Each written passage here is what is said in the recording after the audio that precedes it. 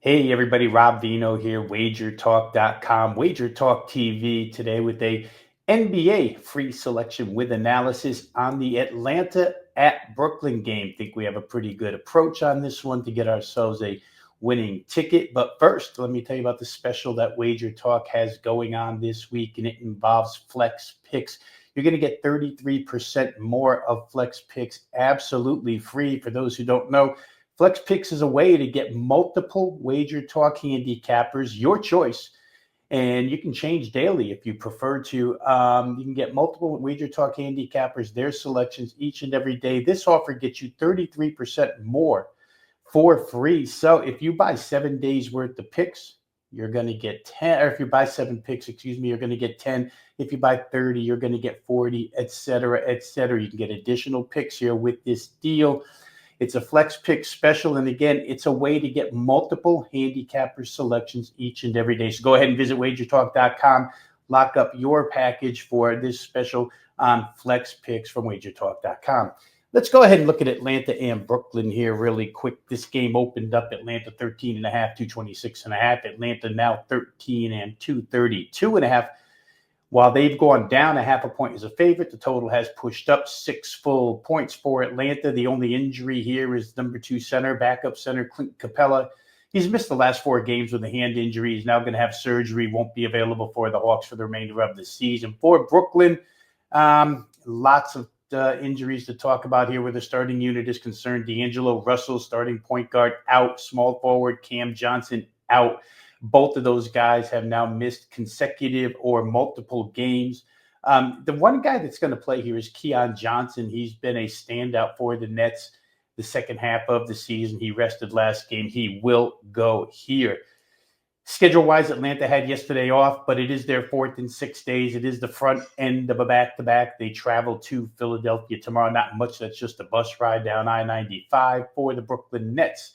They had yesterday off, but it was at their previous game was at home, so they haven't had any travel, but they will travel after this. Another front end of a back-to-back. Go to Minnesota tomorrow. Slight travel edge here to Brooklyn, which was allowed to stay home.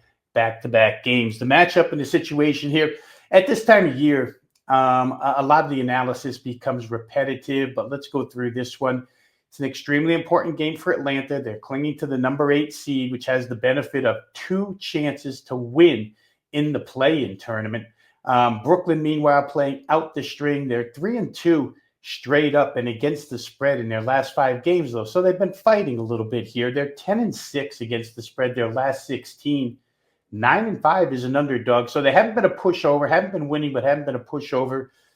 They will have Keon Johnson back for this one. But that 10-man rotation, I don't want to read it out to you what they used on the floor the other night, but it's definitely Nick Claxton at center and a batch of G League and deep reserve type players surrounding him. Hawks don't defend, so the Brooklyn bench, which scored 66 the other night, may be able to put up points here. They did that against the Pelicans, but they are the lowest scoring team in the NBA. Last 20 games for the Nets, they're averaging just 106 per. It brings up the question, who has the better advantage? The Brooklyn offense against the lousy Hawks defense? Or does the lousy Hawks defense get better because they're playing a miserable offense? We'll find out here. The only dominant unit on the floor tonight is the Hawks' number 2 rated offense since the All-Star break. They play that extreme tempo. The Nets, at this point in time, with 3 games left in the season, probably fall right into that. They've got a distinct advantage over Brooklyn in second chance points and in fast break points. Those should be important here. The Nets have become a 3-point reliant team, shooting a lot of threes. They're the top 5 in 3-point. They're in the top 5 in 3-point attempts per game. So Nets are jump shooters. Hawks should be able to score here. And again, it's a typical end of season game where one team cares, one team really doesn't. The difference here is Brooklyn, while not caring much, has been able to cover large numbers. And the Hawks are not reliable as big favorites in this range. I think the safest place here to land is on any total involving the Hawks. And this one, I'm going to choose team total. That number seems to be worth a play here. It's 122.5. They're healthy. And in their last 6 games versus any team, 25 or more games under 500, they're 5-1 over this total. The Nets fit that category. Against those style teams, last 6 games, Atlanta's averaged 130.3. and they just allowed 114 and 120 to lottery teams, New Orleans and Toronto. So I'm going to stick with the Hawks here. Their need to win, their hot offense. Team total here is 122.5. It's going to be your free play for today. Atlanta team total over 122.5.